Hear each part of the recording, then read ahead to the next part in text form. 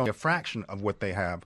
The whole idea of getting almost all of their low enriched uranium out of the country means that we had another year or so to negotiate a full stop of their enrichment process. This deal that the Turks and the Brazilians have come up with won't do that.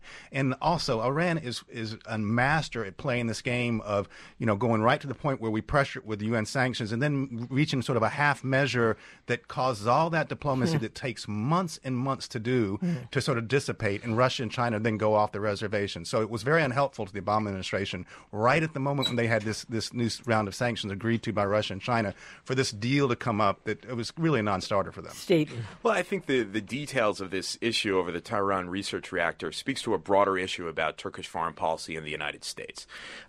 It's clear that in areas of the Middle East that are very important to the United States, Arab-Israeli conflict, Iran, potentially questions concerning Syria, we are ending up on the opposite ends of the spectrum from the Turks. And I think that this is the result of a natural evolution of Turkish foreign policy. Jim pointed out the importance of Incirlik Air Base. That air base is very important for resupplying troops in Iraq and Afghanistan. But as our involvement in both of those countries diminishes, I would suggest that the importance of Incirlik Air Base diminishes as well. And again, is just another development in a process that's been going on for some time, where Turkey and the United States are diverging on important issues. How about back channels, though? What kinds of communications continue to go on between Israel and Turkey behind the scenes, James? Well, there were back channels before the flotilla, as was already mentioned. The Israelis and the Americans were saying, find some way to avoid a confrontation here. That did not work. Now we're trying to figure out on two different fronts. Is there some agreement that we can all reach on an investigation of the incident that maybe has some international participation to give it more legitimacy? That's been a demand of Turkey's, and I think that we're sort of sympathetic to that demand, and I think that Israel may actually give a bit on that. And we're going to be looking at relooking the Gaza blockade. Right now, it is a failed policy. It was really designed, forget about Israel has every right to inspect cargo for weapons, but they don't let cement in. They don't let lots of things in that would make life normal in the Gaza Strip.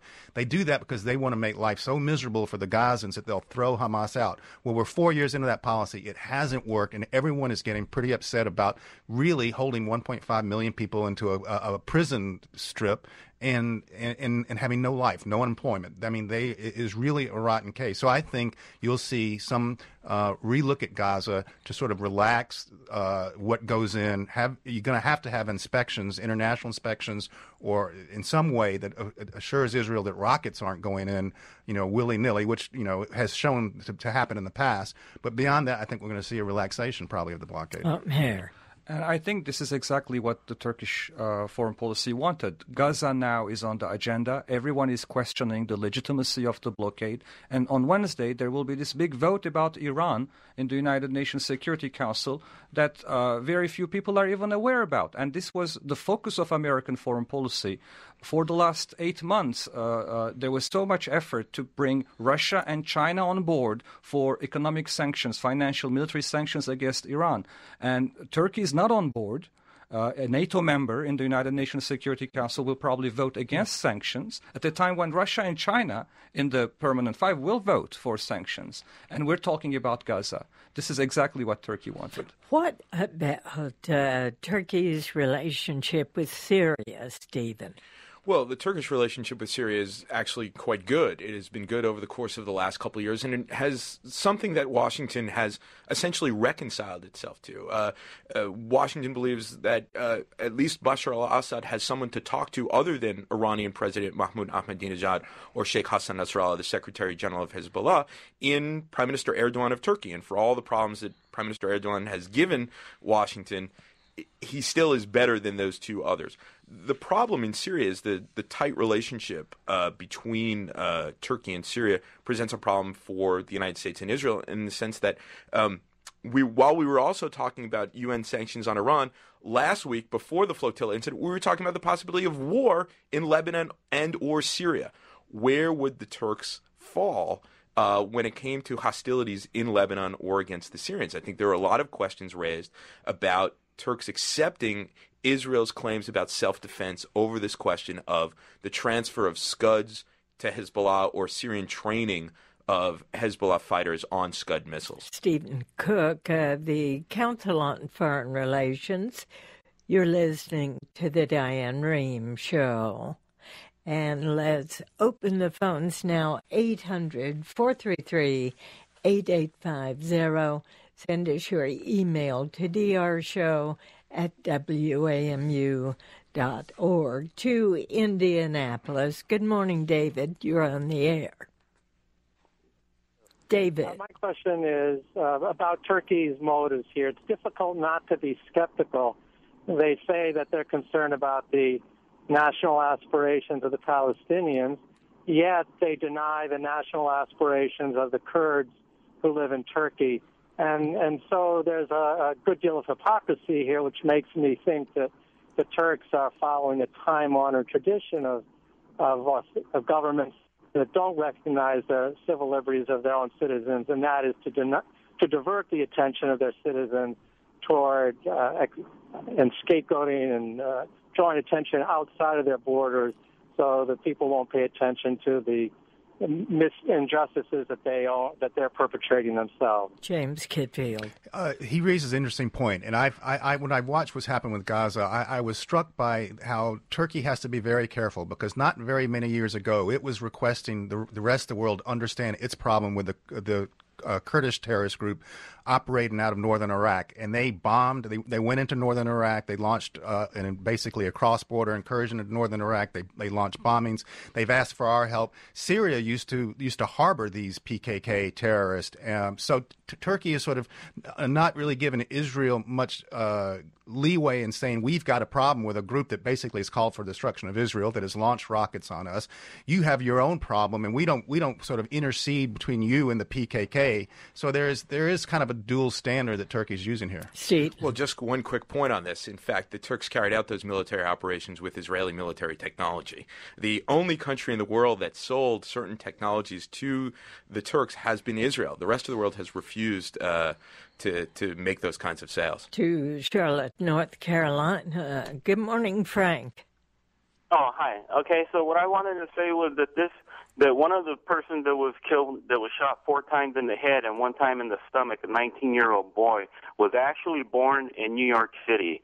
Okay, and this is the same thing with the young lady that the ship was named after, the Rachel Corrie, that was actually ran over by Israeli bulldozer, most likely built in the United States, and these bullets may have came from the United States, paid by our tax dollars.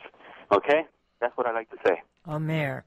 Well, there is definitely outrage in Turkey because the families of the victims are on TV all the time. The funerals have turned into huge anti-Israeli and anti-American demonstrations. So in that sense, there is also anger against the United States, which seems to be supporting Israel on this issue unconditionally.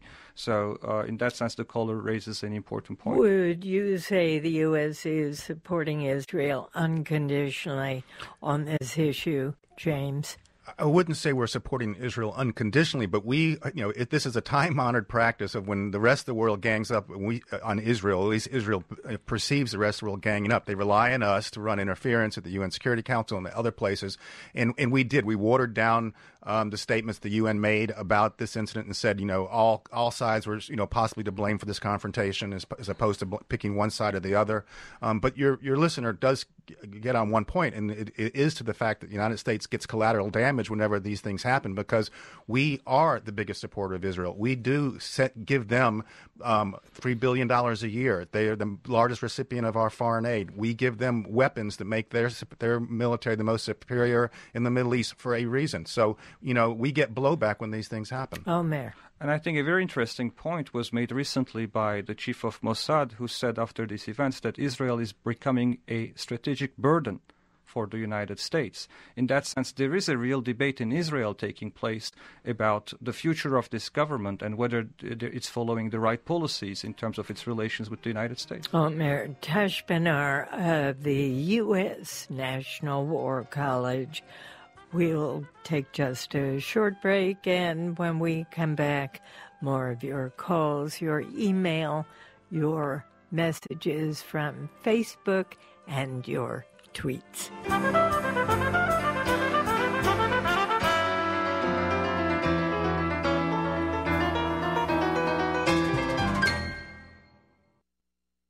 National broadcast of the Diane Rehm Show is made possible in part by Vicki and Roger Sant and Island Press, which offers solutions to environmental problems in print, in person, and online at islandpress.org.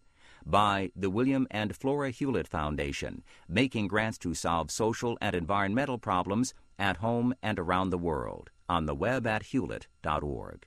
And by Constant Contact, dedicated to helping small businesses and nonprofits build strong customer relationships with email marketing. ConstantContact.com. This is NPR.